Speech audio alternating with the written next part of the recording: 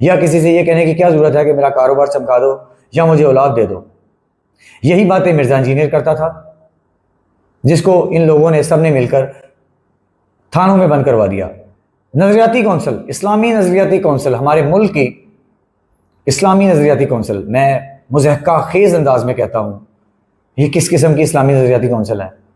शायद उन्होंने एक तरफा बयान लेकर उसका मौक़िफ़ सुने बगैर अपना फ़ैसला दे दिया। ऐसा कैसे होता है? क्या मेरा मज़हब ये कहता है एक बंदे की बात सुनी जाए और उसकी बगैर सुने हुए उसका फ़ैसला कर दिया जाए? उसके मौक़िफ़ को भी सराहा जाना चाहिए, उसको मौका दिया जाना चाहिए कि उसने आखिर क्या कहा है। आपको वीडियो क्लिप काट काट कर दिखाए जाते हैं और आप लोग उस पर गुस्सा किए जा रहे हैं। ज़रा ठंडे दिल से सोचिए और पूरे पूरे क्लिप्स को देखिए कि उसने क्या कहा है। मिसाल देता हूँ दोबारा, अगर मुझे कोई शख्स गाली देता है और मैं अगले शख्स को बताता हूँ कि उसने मुझे ये गाली दी है, तो क्या मैं मुर्तकब हो गया उस गाली का? हरगिज़ नहीं। आप अपनी जगह को, आप यही असूल अपने आप पर अप्लाई करके देखिए कि आपको कोई गाली दे और आप अगले बंदे को बताएं, तो क्या मैं ये समझूंगा कि आपने गाली दी है?